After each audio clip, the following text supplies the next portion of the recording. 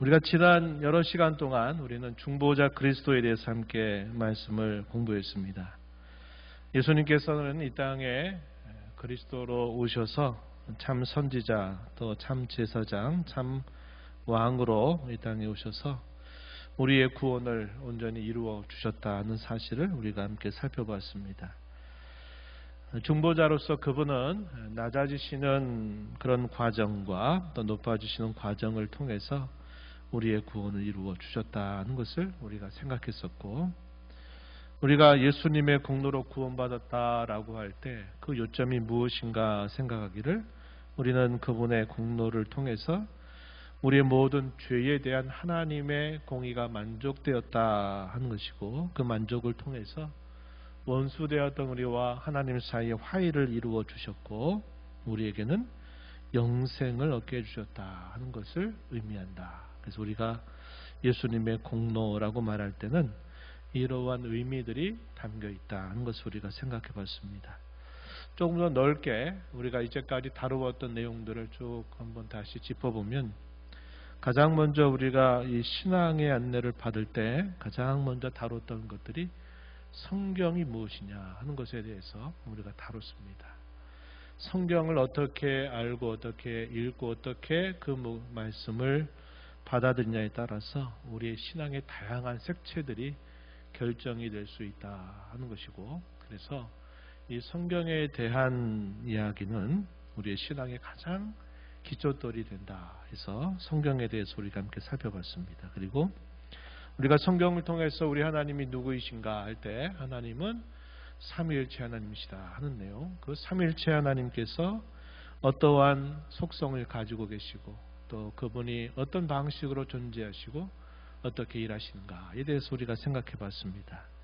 그리고 난 다음에 우리가 다뤘던 내용이 우리 사람이 누구인가 할 때 우리는 하나님의 형상을 따라 지음받은 사람이다 이렇게 하면서 우리 사람의 상태에 대해서 범죄하기 전에, 그리고 범죄하고 난 이후에 타락한 상태, 또 그리스도의 구속으로 말미암아 구원받은 상태, 그리고 마지막 가장 영광스러운 상태가 어떻게 변모될지 함께 우리가 생각했고, 그 다음에 이제 우리가 배운 내용이 그리스도에 대해서 배웠습니다.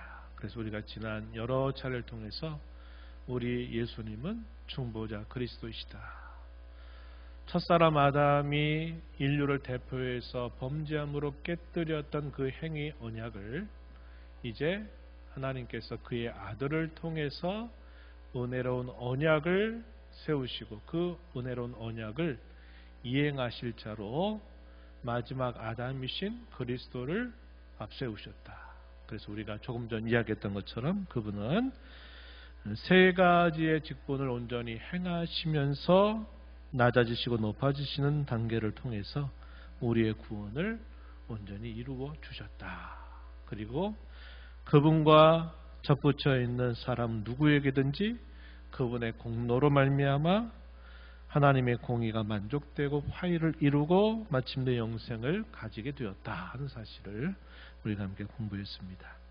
이제 오늘부터 우리가 다루는 내용은 자유의지라고 하는 주제가 있지만은 우리가 어떻게 그리스도의 구속에 참여하느냐 하는 겁니다. 다르게 말하면 우리가 어떻게 구원을 받느냐에 대한 성경의 교훈들을 우리가 이제 살펴가는데, 처음 우리가 다루는 내용은 자유의지라고 하는 게 무엇이냐 하는 겁니다. 그래서 오늘과 다음 시간에 거쳐서 이 자유의지에 대해서 우리가 함께 생각해 보려고 합니다.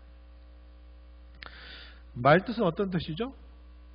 의지가 자유롭다라는 것을 그걸 반대로 말하면 자유의지라고 말합니다. 그런데 의지라고 하는 것은 내가 무엇인가를 하고자 하는 바, 내가 무엇인가를 뜻하는 바, 이것들을 우리가 의지라고 말합니다. 이런 의지가 자유롭다라는 의미를 담고 있지만, 자유의지라고 말할 때는 일반적인 의미에서의 우리의 의지가 자유롭다라는 것과는 다른 의미입니다. 이 자유의지라는 말을 고유한 명칭으로 사용할 때 이 명칭은 구원과 관계된 개념이다, 그런 의미다 하는 것을 우리가 염두에 두면서 이제 이 내용들을 살펴보면 도움이 될 것입니다. 전체 항목 중에서 오늘 제1항, 2항, 3항에 대해서 함께 생각해 볼 텐데, 가장 먼저 우리가 생각하는 것은 자유의지라고 하는 것이 뭐냐. 그냥 의지가 자유롭다라고 하는 이런 막연한 의미가 아니라 특별한 의미가 있다는 것을 설명해 주는 것이 첫 번째 항목이고, 두 번째 항목부터는 어떤 내용들을 다루냐면 우리 사람이 어떤 상태에 있느냐 하는 것을 이제 쭉 다루고 있는데, 사람이 범죄하기 이전의 상태, 무죄 상태의 사람, 그리고 세 번째 항에서는 죄와 타락의 상태에 있는 사람에 대해서 다루게 됩니다. 그래서 우리 사람에 대해서 이제 어떠한 단계들을 거치느냐, 혹은 어떠한 상태에 지금 처하고 있느냐 하는 것들을 우리가 이 자유의지라고 하는 관점에서 생각해 보게 됩니다. 1항으로 한번 들어가 볼게요. 1항. 자, 한번 있는 내용들을 우리 천천히 한번 뜻을 생각해 보면서 함께 읽어봅니다. 하나님께서 선이나 악을 행하도록 강요받지도 않고 본성의 어떤 절대적인 필연성에 의해 선이나 악을 행하도록 결정되지도 않는 그러한 자연적인 자유를 인간의 의지에 부여하셨다. 이게 이제 첫 번째 항목입니다. 이 첫 번째 항목이 자유의지가 무슨 뜻이냐 하는 내용들을 우리에게 전달해 주는데, 이 내용을 우리가 정리해 보면 자유라고 하는 말의 의미가 뭔지, 또 의지라고 하는 말이 무슨 뜻인지 우리가 확인해 볼 수 있겠습니다. 첫 번째 이 항목의 요점은 자유라고 하는 의미를 어떻게 설명해 주고 있느냐 하는 겁니다. 선이나 악을 행하도록 강요받지도 않고 어쩔 수 없는 필연적인 어떤 것들에 의해서 선이나 악을 행하도록 결정하지도 않는 그런 자유. 우리가 이것을 자유의지라고 말할 때 이 자유의 의미가 그런 뜻이다 하는 겁니다. 그러니까 우리가 통상적으로 자유할 때 예를 들어 우리가 쉽게 여러 가지 선택의 갈림길 앞에 있을 때 내가 이걸 선택할 거냐 저걸 선택할 거냐 말할 때 우리가 일반적으로는 자유다 이렇게 말합니다. 짜장면을 먹을런지, 예를 들어서 한식을 먹을런지, 아니면 분식을 먹을런지, 면을 먹을런지, 밥을 먹을런지, 이런 결정들은 우리가 식사 때가 되면은 오늘은 뭘 먹나 이렇게 생각하면서 결정을 하잖아요.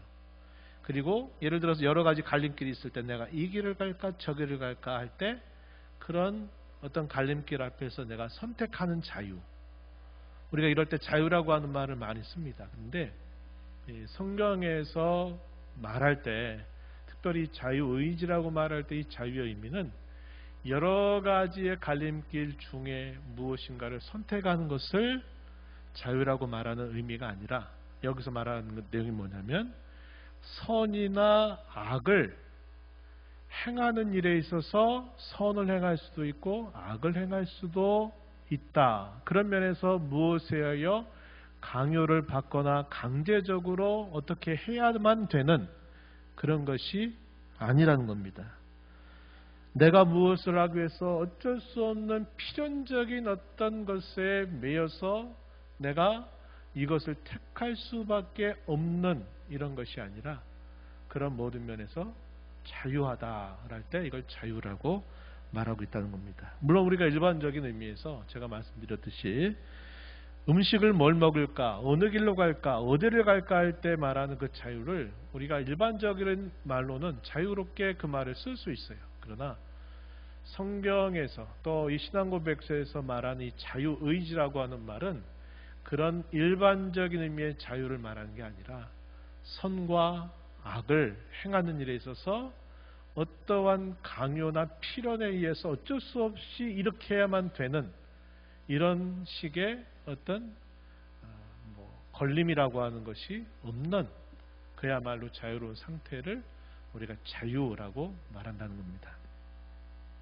선과 악이라고 하는 건 결국 어떤 결과를 가져다 줄까요? 구원과 심판이라고 하는 중요한 문제를 우리에게 결과적으로 가져다 준다는 겁니다. 그래서 구원과 선택을 우리가 택할 수 있는 그런 자유를 말할 때 여기서 말하는 자유가 그런 의미를 담고 있다 하는 겁니다. 그러한 자유를 하나님께서 우리에게 주셨다. 이걸 두고 우리가 자유의지다 이렇게 표현한다는 겁니다. 자, 성경 구절들은 여러분들이 참고하시기 바라고, 자 2항으로 넘어가서 2항의 내용을 한번 계속 살펴보겠습니다. 읽어볼게요. 무죄한 상태의 인간은 하나님 보시기에 선하고 그분을 더할 나위 없이 기쁘시게 하던 것을 원하고 행할 자유와 능력을 소유했다. 그렇지만 그 상태는 변화 가능한 상태여서 인간은 그것을 잃을 수 있었다. 이렇게 말합니다. 우리가 자유의지 하니까 이 자유의지는 모든 사람에게 다 있는 거다라고 생각하기 쉬운데, 여기서 말하는 자유의지는 모든 사람에게 있는 것이 아니라고 이야기합니다. 좀 더 정확하게 이야기하면 무죄 상태 안에서만 있었던 그런 자유의지를 말한다는 거예요. 그러면 이 무죄 상태가 아닌 우리가 다음에서 다루는 죄와 타락의 상태에 있을 때 이 자유의지는 있느냐 없느냐 할 때 성경은 없다 이렇게 말하는 거예요. 오늘 우리가 복음을 전하면서 전도할 때 예수님을 믿으십시오. 그러면 구원을 받습니다. 여러분이 믿기로 선택하면 구원을 받고 믿지 않기로 선택하면 여러분은 심판을 받을 겁니다. 이렇게 우리가 말하곤 할 때 우리가 그런 말들은 사용할 수 있지만 그때 우리가 꼭 우리가 머릿속에 염두에도 될 게 있어요. 그건 뭐냐면 마치 우리가 그렇게 말할 때 당신이 구원을 스스로 선택할 수 있습니다 하는 것을 뜻하는 의미는 아니다는 거예요. 구원은 우리 사람이 선택하고 결정하고 그것을 행할 능력을 가져서 누가 구원받고 누가 심판받고 그걸 말하는 성격이 아니다는 거예요. 조금 알쏭달쏭한데 이제 좀 살펴보면 아마 이해가 되실 겁니다. 자유의지를 말할 때는 다시 정확하게 말하면 첫사람 아담과 하와에게만 주어졌던 자유의지다 하는 겁니다. 첫사람 아담과 하와가 범죄하고 타락한 이후로 그 다음에 자손들은 이런 자유의지를 갖지 못해요. 태어나면서부터 갖지 못한다는 겁니다. 그래서 여기서 2항에서 다루는 이야기는 자유의지의 의미를 설명하고 난 다음에 2항에서는 범죄하기 전, 타락하기 이전의 상태를 표현하고 있다는 겁니다. 그래서 무죄 상태의 인간 이렇게 시작하고 있는 거죠. 여기서 우리가 생각하는 요점이 중요한 요점이 두 가지인데, 하나는 뭐냐면 무죄 상태의 사람에게 있어서는 그런 자유의지를 가졌다 하는 사실을 이야기합니다. 넌 내용으로 들어가서 보면 무죄한 상태의 인간은 하나님 보시기에 선하고 그분을 더할 나위 없이 기쁘시게 하던 것을 원하고 행할 자유와 능력을 소유했다. 첫사람 아담이 처음 창조함을 받은 상태에 있어서는 이것을 선택할 수도 있고 저것을 선택할 수 있는 진정한 자유가 그에게는 주어졌다. 이것을 말해 주는 겁니다. 자, 성경 구절 좀 참고하시고 계속 이어서 논의를 가면, 그다음 두 번째 요점은요, 그때마저도 이렇게 될 수도 있고 저렇게 될 수 있는 가능성이 열려 있었다는 거죠. 그렇지만 그 상태는 변화 가능한 상태여서 인간은 그것을 이룰 수 있었다 하는 겁니다. 여기서 중요한 포인트는 뭐냐면 변화 가능한 상태. 다시 말하면 잠정적인 상태였다는 겁니다. 그러니까 범죄하여 타락할 수도 있고 하나님의 뜻을 행해서 참된 구원에 이를 수도 있었다. 언제는? 이때는. 범죄하기 전에 아담과 하와는 그렇게 할 수 있었다는 겁니다. 지금 뭘 두고 하는 얘기인지 아시겠죠? 창세기 2장 16절 17절 우리가 행위 언약이라고 살펴봤던 내용, 혹은 생명의 언약이라고 살펴봤던 그 내용이 배경이 되고 있습니다. 한번 성경 구절을 우리 함께 같이 읽어보겠습니다. 창세기 2장 16절 여호와 하나님이 그 사람에게 명하여 이르시되 동산 각종 나무의 열매는 내가 임의로 먹되 선악을 알게 하는 나무의 열매는 먹지 말라. 내가 먹는 날에는 반드시 죽으리라 하시니라.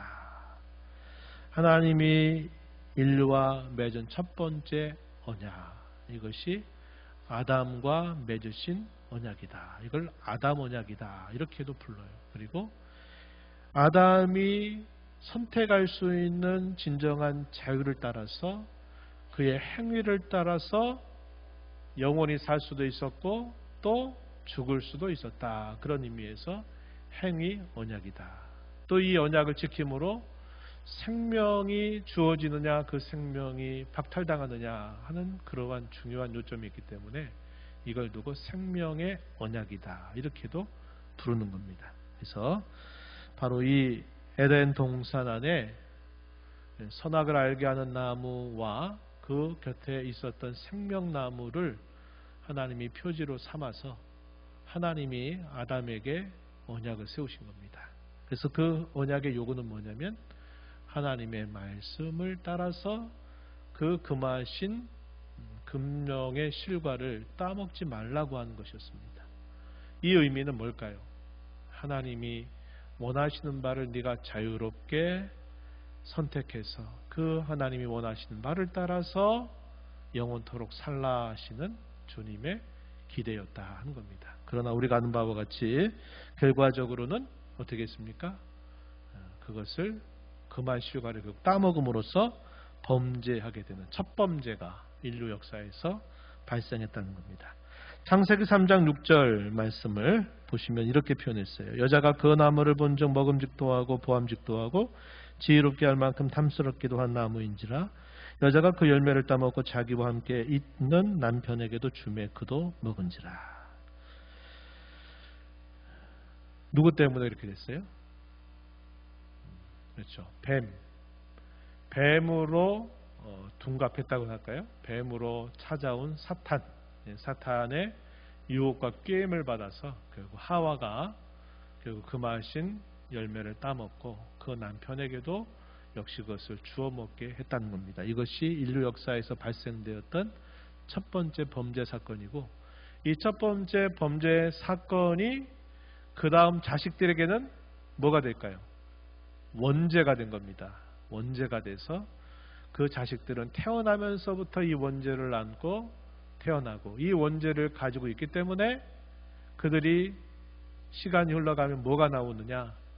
실행죄 혹은 자범죄가 계속 가르치지 않아도 그 죄성이 나타나게 된다는 것을 보여주죠. 그래서 사람은 범죄하고 타락했기 때문에 혹은 본래부터 죄인으로 태어나기 때문에 죄를 행하면서 살게 된 이런 운명을 안게 되었고 이 결과에 결국 영원한 형벌과 저주가 따를 수밖에 없는 인생이 되고 말았다 하는 겁니다. 사람은 하나님과 단절되고 하나님이 말씀하신 것처럼 죽음이라고 하는 운명이 그 어느 누구도 피할 수 없는 운명이 되었다는 것을 성경은 우리에게 보여주고 있는 겁니다. 그래서 변화 가능한 상태에서 결국 첫사람 아담과 하와는 그것을 상실했다 하는 것이 두 번째 항목입니다. 그럼 세 번째 항목은 그 이후에 어떠한 일이 이제 있느냐에 대한 소개를 해주는데 함께 읽어보겠습니다. 제 세 번째 항목, 인간은 죄 상태에 빠짐으로 말미암아 구원에 수반하여 일어나는 어떤 영적 선을 행하고자 하는 모든 의지력을 완전히 상실했다. 그래서 자연인은 그러한 영적인 선을 전적으로 싫어하므로 그리고 죄로 죽어 있으므로 자기 자신의 힘으로는 회개할 수 있거나 회개에 이르도록 자신을 준비시킬 수가 없다. 이 9장 사망의 내용은 결국 모든 사람은 죄와 타락의 상태에 놓이게 되어서 스스로 구원을 받을 가능성이 없다 있는 사실을 분명히 말합니다. 이걸 우리가 전적 부패 혹은 전적 타락이라고 부르는 그러한 중요한 요지가 되겠습니다. 첫 번째 요점은 구원을 향한 자유의지를 우리는 다 상실해버렸다 하는 겁니다. 그 내용은 우리가 읽은 바와 같이 죄의 상태에 빠짐으로 말미암아 구원의 수반하에 일어난 어떤 영적 선을 행하고자 하는 모든 의지력을 완전히 상실했다 이렇게 표현하고 있습니다. 우리가 조금 전 읽었던 로마서 8장 5절부터 우리가 함께 말씀을 읽었는데 그 중에 7절 말씀에 보면 이런 말씀을 우리가 확인합니다. 육신의 생각은 하나님과 원수가 되나니 이는 하나님의 법에 굴복하지 아니할 뿐 아니라 할 수도 없습니다. 육신의 생각, 쉽게 말하면 범죄하고 타락한 본성을 가진 사람들의 생각은 하나님과 원수가 될 수밖에 없다. 이거를 말해주는 표현입니다. 우리가 아까 오전에 시편 37편에서 의인과 악인의 구분을 말할 때 하나님을 믿고 모시고 사느냐 그렇지 않느냐에 따른 구분이다 그랬고, 악인들이 왜 의인들을 왜 싫어하고 왜 그들을 공격하고 그들을 박해하려고 하느냐 할 때 제가 그런 말씀 드렸죠. 어떤 경우에는 그럴 만한 정당한 어떤 이유가 있어서 그럴 때도 있지만 대다수는 그런 정당한 이유가 없음에도 불구하고 의인들을 싫어한다는 겁니다. 그 이유는 뭐라고 제가 말씀드렸냐면 근본적으로 소속이 다르기 때문이다 그랬어요. 하나님께 속해 있는 사람이냐 그렇지 않은 사람이냐 하는 이 소속이 다르게 될 때 하나님께 속하지 않는 사람들은 본성적으로 하나님께 속한 사람들을 달가워하지 않고 미워하고 싫어하는 그런 모습을 나타낸다 하는 겁니다. 그래서 이 불의하고 불의한 시대 속에서 의인으로 부름받은 성도들은 여러 가지 부당한 여러 많은 일들을 이 땅에 살면서 겪는 일이 있다는 겁니다. 요한복음 15장 5절 말씀, 포도나무와 가지의 비유를 통해서 예수님이 하시는 말씀은 너희가 나를 떠나서는 아무것도 할 수 없다 이렇게 말합니다. 그 비유를 들기를 포도나무에 예수님을 비유하고 그 포도나무에 붙어있는 가지를 우리 사람으로 비유했어요. 포도나무에서 그 가지가 떨어지는 순간 그 가지는 결국 열매를 맺을 수도 없고 다 말라서 결국은 비틀어지게 될 수밖에 없다는 거죠. 그 나무가 열매를 맺고 양분을 공급받을 수 있는 유일한 길은 그 나무 자체에 달라붙어야만 한다는 거예요. 그와 같이 예수님께서는 너희가 나와 함께 붙어 있다면 너희가 열매를 맺겠지만 나와 떨어지게 된다면 너희들은 결코 열매를 맺을 수가 없다. 이런 말씀을 하시는 겁니다. 전적으로 부패한 인생들은 근본적으로 어떻다는 겁니까? 생명의 근원 대신 하나님과 본래부터 떨어져 있다는 거예요. 그래서 그 스스로가 무엇인가를 할 수 있는 힘이나 능력이 없다는 겁니다. 그러니까 우리가 아는 것처럼 죽은 사람에게 우리가 어떤 말을 건다 그래서 죽은 사람이 갑자기 그건 아니에요, 맞아요 이렇게 말하지 못하죠. 죽은 사람에게 아유 손 좀 내밀어 보세요 그러면 그 사람이 죽었는데 이렇게 손을 내밀지 않단 말이죠. 죽은 사람이 아무것도 듣지 못하고 아무것도 할 수 없는 것처럼 하나님과 떨어져 있는 사람은 마치 그와 똑같은 상태에 있다. 그래서 이걸 뭐라고 하냐면 전적인 무능력이라고 말합니다. 전적인 무능력. 응답할 수도 없고 말할 수도 없고 행할 수도 없는 상태를 말한다는 거예요. 이렇게 이제 말하면 사람들은 무슨 말이냐? 난 얼마든지 내가 선한 것을 분별할 수 있고 내가 선한 것을 행할 수도 있고 난 이렇게 선도 행해 왔다. 사람들은 이렇게 반발하죠. 그래서 나도 이런 선을 행하면 나도 구원받을 수 있다. 이렇게 주장하고 싶은 거예요. 근데 성경은 아니다라고 말하는 겁니다. 여기에서 이제 이 신앙의 색깔이 다른 사람들, 다른 사람들은 여기에서 다른 이야기를 해요. 그래서 제가 전에 그런 얘기를 드렸는데, 교부 가운데서 우리가 거의 마지막 교부로 뽑는 인물이 어거스틴이라고 하는 분이죠. 어거스틴. 젊은 시절에 방탕했던 대표적인 사람이에요.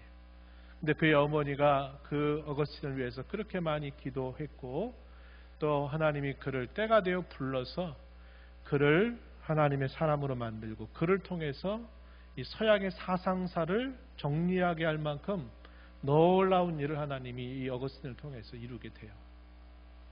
그럴 때 이 어거스틴이 성경을 그때 읽고 가르치고 글을 쓰고 하면서 이 어거스틴에게 있어서 논적이 생겨요. 그 대표적인 논적 중에 한 사람이 펠라기우스라고 하는 사람이, 이 사람도 신자입니다. 신자인데 이 사람은 뭐라고 말했냐면, 어거스틴은 이 성경의 가르침에 따라서 모든 사람은 전적으로 부패하고 모든 사람은 스스로 구원 얻을 능력을 상실했다라고 말하는데, 이 펠라기우스라고 하는 사람은 뭐라고 얘기하냐면, 아니다. 금방 그 얘기한 거예요. 내가 얼마든지 선과 악을 분별할 수 있고, 내가 선을 행할 수도 있고, 내가 선을 행하면 내가 구원받을 수 있는 거지. 왜 우리는 그런 능력이 없다고 말하느냐. 그건 거짓되다, 잘못됐다라고 하면서 이 어거스틴과 펠라기우스 사이에 논쟁이, 격렬한 논쟁이 이루어져요. 이 펠라기우스의 주장은 우리가 얼마든지, 우리는 우리의 의지로, 우리에게도 자유의지가 있기 때문에 우리는 우리의 의지로 얼마든지 구원받을 길을 내가 결정할 수 있고 내가 그 구원을 이룰 수 있다. 없다고 말하지 말아라. 이렇게 주장을 했던 겁니다. 교회 역사는 누구의 편을 들어줬을까요? 그 이후에 어거스틴의 말이 성경에 부합한다. 이렇게 말했어요. 그래서 펠라기우스라고 하는 사람의 주장이 이단으로 정죄됩니다. 정죄됐어요. 행위로 구원받을 수 있다라고 하는 이러한 가르침에 대해서 거절당했고, 자기가 얼마든지 스스로 구원을 결정할 수 있다. 이렇게 말해요. 마치 전도할 때 당신이 믿으면 구원받습니다라고 하는 말을 잘못 이해를 해서 당신이 지금 선택에 의해서 구원받기도 하고 심판을 받기도 하니 결정하십시오. 당신의 결정에 달려 있습니다. 이런 식의 어떤 태도를 주장했던 것에 대해서 결국 정죄가 됐습니다. 이런 정죄가 되고, 훗날에 야 그건 너무 주장이 좀 그렇다. 그래가지고 훗날에 어떤 주장한 사람이 나오냐면, 펠라기우스의 주장 반, 어거스틴의 주장 반을 섞어가지고 주장한 사람이 있었어요. 그 사람을 두고 우리가 뭐라고 그러냐면 세미 펠라기우스, 영어로 그렇게 말합니다. 세미라는 말 우리말로 하면 반반할 때 반을 말해요. 그래서 반 펠라기우스 주의자들 이렇게 불렀어요. 그러니까 펠라기우스의 의견 반, 어거스틴의 의견 반을 짬뽕해가지고 이게 맞다라고 주장했습니다. 사람들이 이 말은 굉장히 설득력이 있는 거예요. 다시 말하면 하나님의 은혜도 있어야 되지만 너도 선택해야 된다. 이렇게 말해요. 이 주장 속에는 뭐가 있냐면, 하나님과 우리 사람이 같이 협력해서 결국 구원이 이루어지는 거지, 하나님이 아무리 하시려고 해도 그 사람이 그걸 받지 않겠다고 거절하면 그건 이루어질 수 없는 일이다.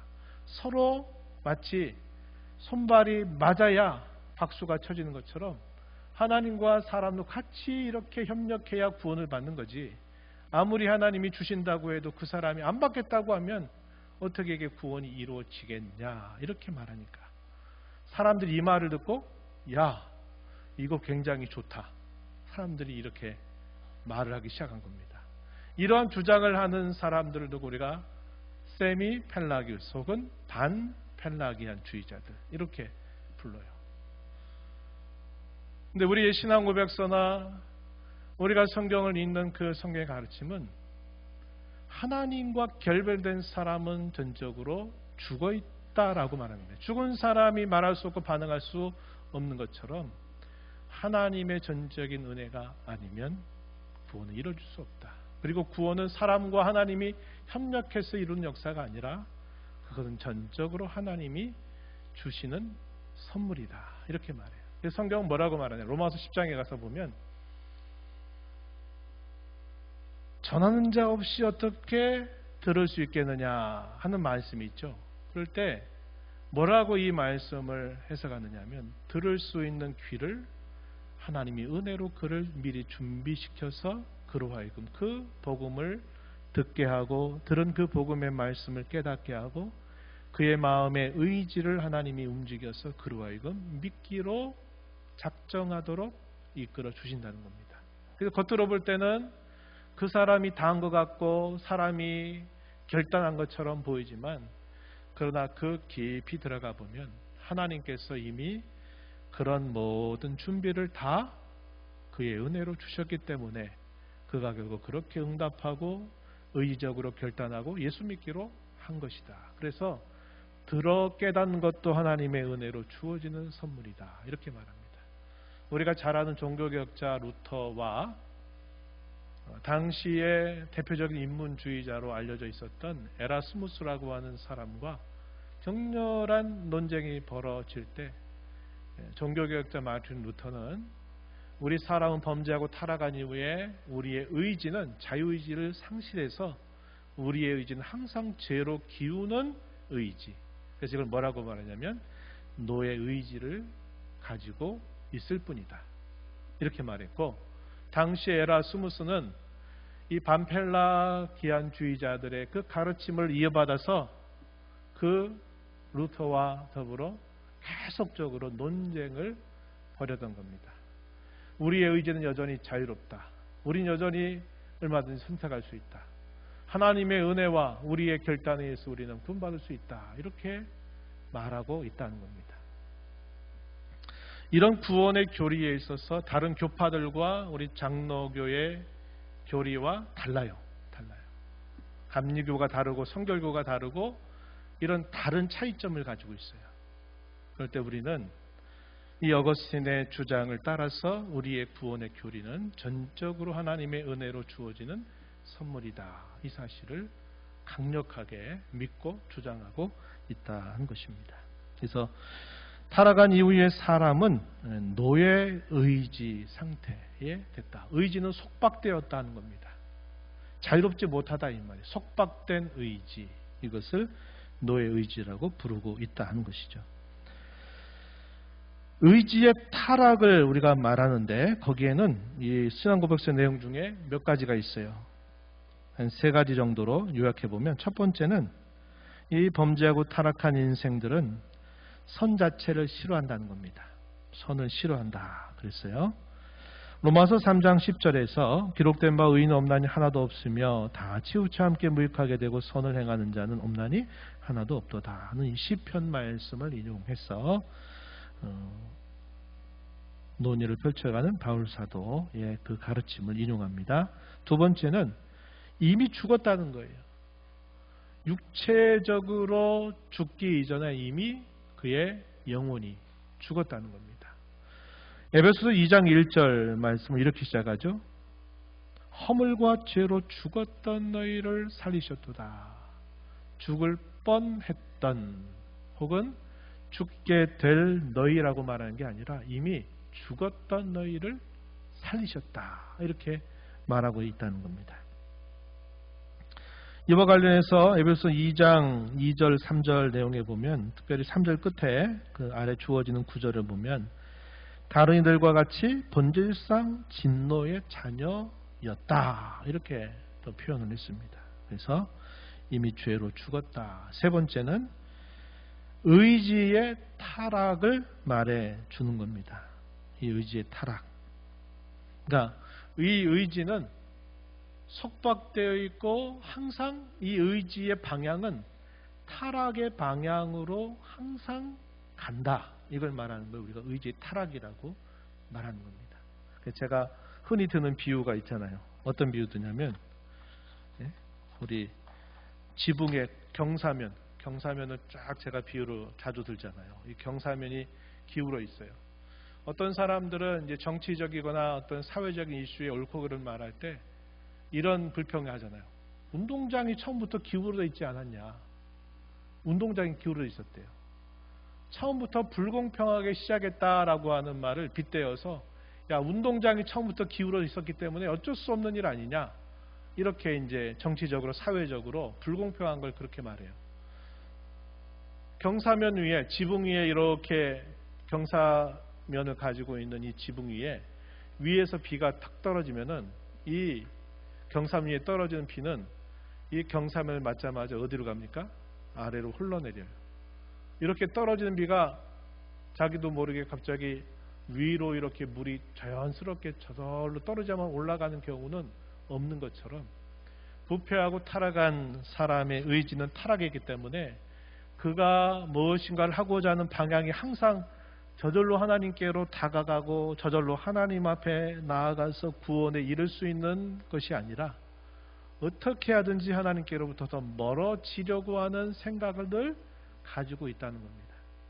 창세기 6장에서 우리가 확인하는 것처럼 하나님께서 물로 모든 인류를 심판하시겠다고 하셨을 때 그 심판의 중요한 계기를 뭐라고 말했냐면, 저들이 항상 생각하는 것이 항상 악할 뿐임을 보셨다, 이렇게 말해요.